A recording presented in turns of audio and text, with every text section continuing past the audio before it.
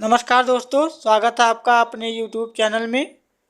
दोस्तों, ये DLED second semester के प्रारंभिक शिक्षा के नवीन प्रयास का चौथा वीडियो है, जो कि अति लघुत्तरीय प्रश्न है। तो पहला प्रश्न है, ECCE शब्द संक्षेप का अंग्रेजी में पूरा नाम लिखो। तो इसका फुल फॉर्म है early childhood care and education. क्या है? Early childhood care and education. अगला प्रश्न है, प्रथम चरण में मध्याह्न भोजन योजना प्रदेश के कितने जनपदों एवं कितने विकास खंडों में लागू की गई? तो इसका राइट आंसर है 38 जिलों में एवं 248 विकास खंडों में संचालित की गई। अगला प्रश्न, NCERT के प्रमुख कार्य बताइए। तो इसके प्रमुख कार्य निम्न हैं, जैसे कि अनुसंधान एवं नवाचार, दूसरा आदर्श पाठ्यक्रम, तीसरा राष्ट्रीय शिक्षा संस्थान और चौथा है अध्यापक शिक्षा, विशेष शिक्षा और विस्तार सेवा। अगला प्रश्न है, इंदिरा गांधी राष्ट्रीय मुक्त विश्वविद्यालय की स्थापना कब हुई? तो इसका राइट आंसर है 20 सितंबर 1985 में। अगला प्रश्न है, कलकत्ता मदरसा एवं बनारस संस्कृत कॉलेज की स्थापना किस उद्देश्य से की गई थी?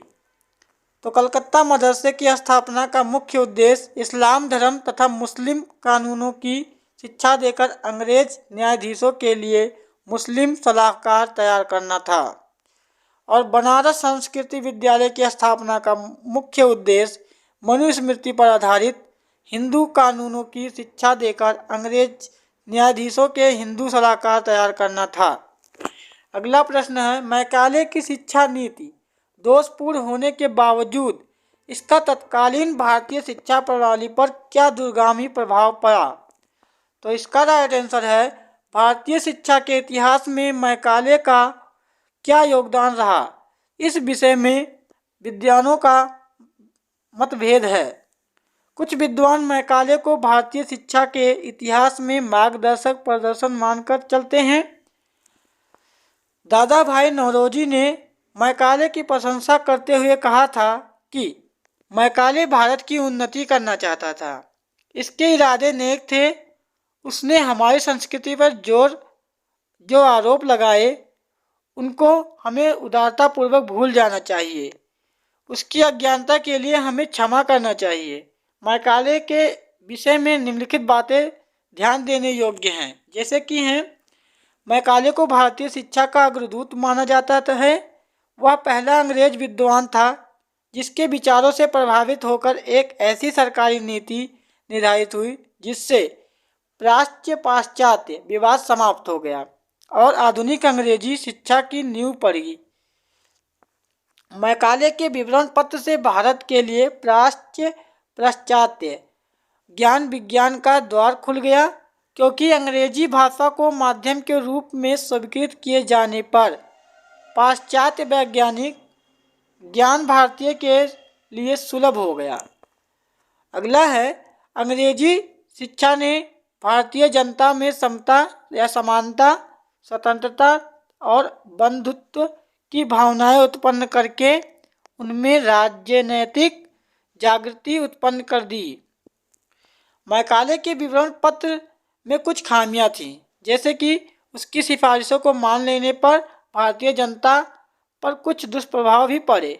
इसीलिए मैकाले की कटु आलोचनाएं भी की जाती हैं। अगला प्रश्न है, पूर्व प्राथमिक शिक्षा परियोजना के अंतर्गत शिशुओं के सर्वांगीण विकास हेतु कौन कौन सी योजनाएं चलाई जा रही हैं? तो आंसर है, इस स्तर के शिशुओं को पढ़ाना, लिखना और गिनती ही केवल न सिखाकर उसके सर्वांगीण विकास हेतु खेल, कहानी, गीत तथा अन्य रोचक क्रियाओं का आयोजन किया जाता है।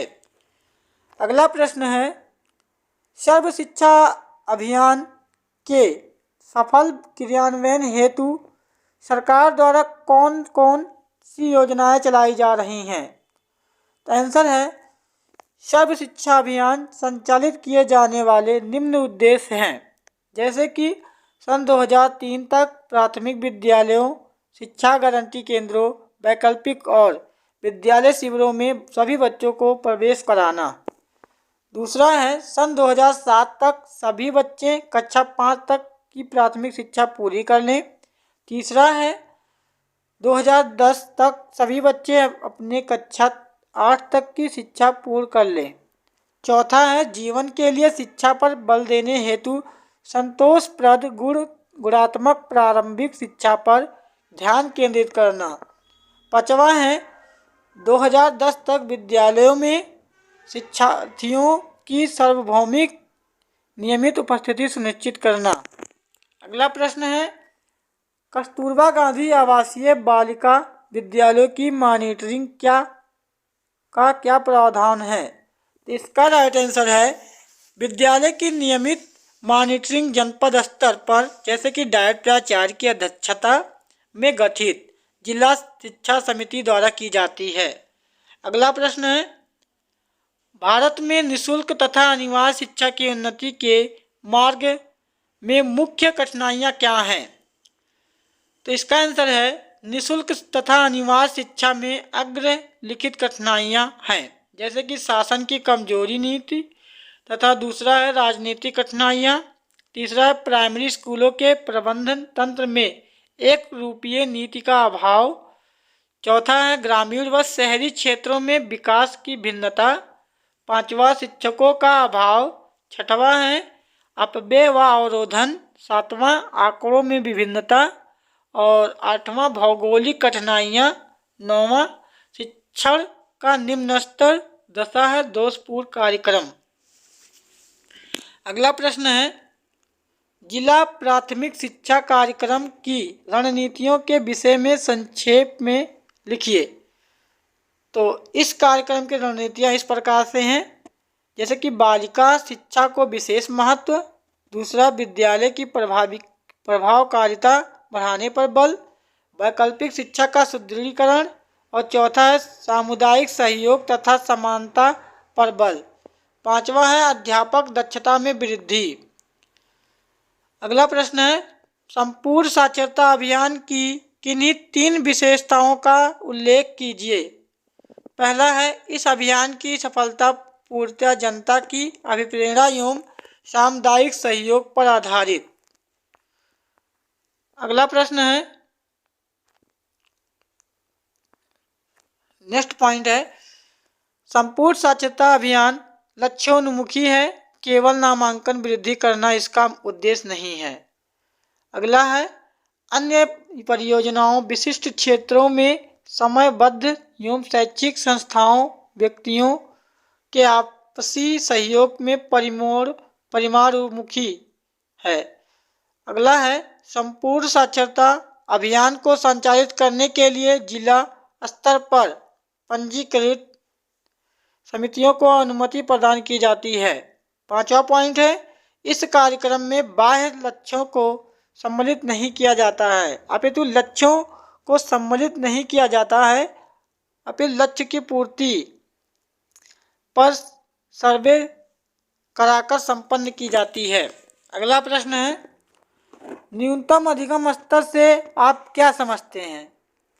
तो न्यूनतम अधिगम स्तर जैसे कि 3 शब्दों के योग से बना है, जिसका अर्थ है न्यूनतम। न्यूनतम शब्द का अभिप्राय कौशल के उस अंश से है जो किसी निश्चित कक्षा के विद्यार्थियों द्वारा निश्चित समय में अर्जित किया जाता है। अधिगम का अर्थ है सीखना तथा अर्थात बालक के व्यवहार से ऐसे परिवर्तन जिससे वह स्वयं को समाज में समायोजित कर सके। और तीसरा है स्तर शब्द का अभिप्राय उस स्थिति से है जिसमें निश्चित समय ने उपलब्धि प्राप्त करना है।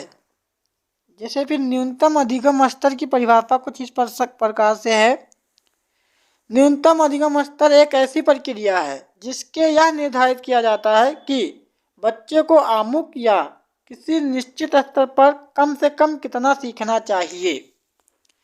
अगला प्रश्न है महिला समाख्या कार्यक्रम क्या है?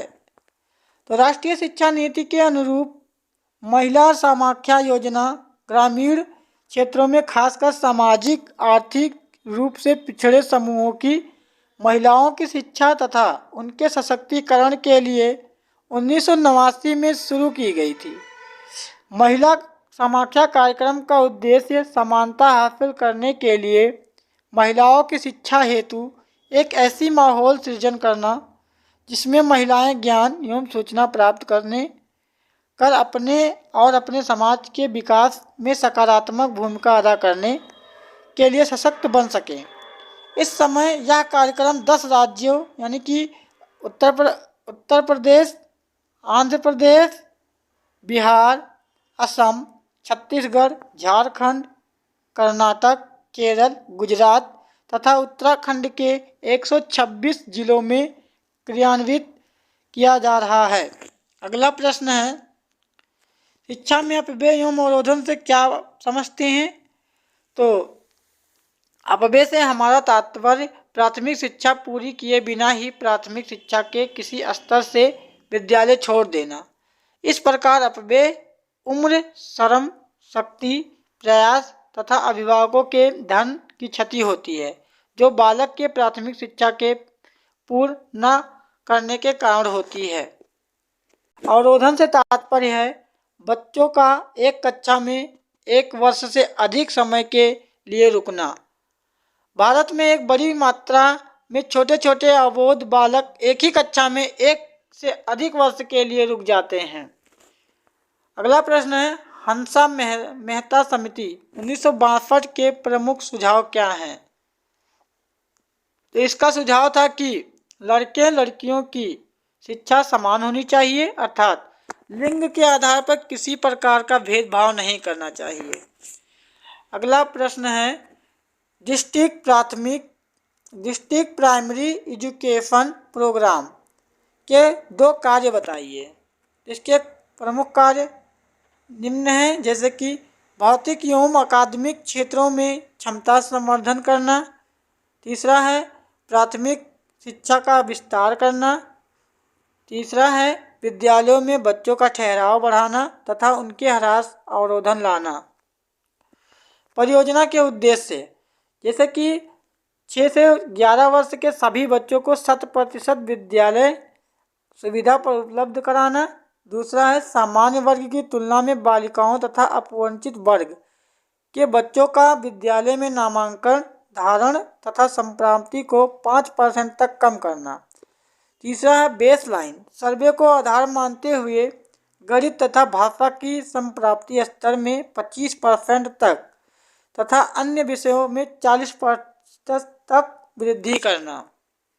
अगला प्रश्न है, आरंभ में बेसिक शिक्षा परियोजना के अंतर्गत किन जनपदों का चयन किया गया था? तो यह परियोजना प्रारंभ में 10 जनपदों में चलाई गई, जैसे कि इलाहाबाद, इटावा, बांदा, सीतापुर, सहारनपुर, पौड़ी, वाराणसी, गोरखपुर, नैनीताल और अलीगढ़। अगला प्रश्न है, अभिनव बालिका शिक्षा परियोजना के 2 उद्देश्य बताइए। तो इसके उद्देश्य निम्न है, नामांकन में वृद्धि करना, बालिकाओं को आर्थिक सबलता प्रदान करना। अगला प्रश्न है, राज्य शैक्षिक अनुसंधान एवं प्रशिक्षण परिषद के किन्हीं 2 कार्यों को बताइए। तो इसके कार्य इस प्रकार से हैं, देखिए। पहला है प्रारंभिक स्तर शिक्षकों के लिए सेवा पूर्व एवं सेवारत शिक्षण कार्यक्रमों का आयोजन। दूसरा है प्राथमिक एवं उच्च प्राथमिक कक्षाओं के लिए पाठ्यक्रम, पाठ्यपुस्तकों, शिक्षक संदर्शिकाओं एवं अन्य उपयोगी साहित्य का विकास। तीसरा है शोधन व सर्वेक्षण एवं नवाचार कार्यक्रम में संचालन। अगला प्रश्न है, राष्ट्रीय शिक्षा परिषद NCTE की स्थापना कब हुई थी? तो 17 अगस्त 1995 को राष्ट्रीय अध्यापक शिक्षा परिषद की स्थापना हुई थी। अगला प्रश्न है, ब्रिज कोर्स से क्या समझते हैं?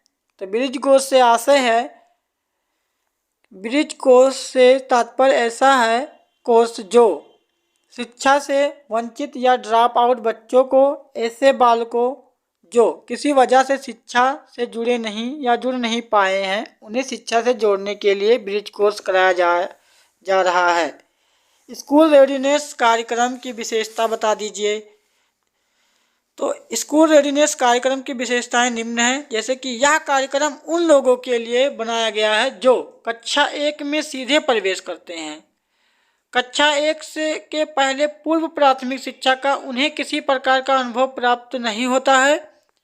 बालकों को प्रारंभिक 6 सप्ताह से 2 माह तक की अवधि तक बालकों को पूर्व माध्यमिक शिक्षा के अनुभव प्रदान किए जाते हैं और उन्हें विद्यालय के लिए तैयार किया जाता है।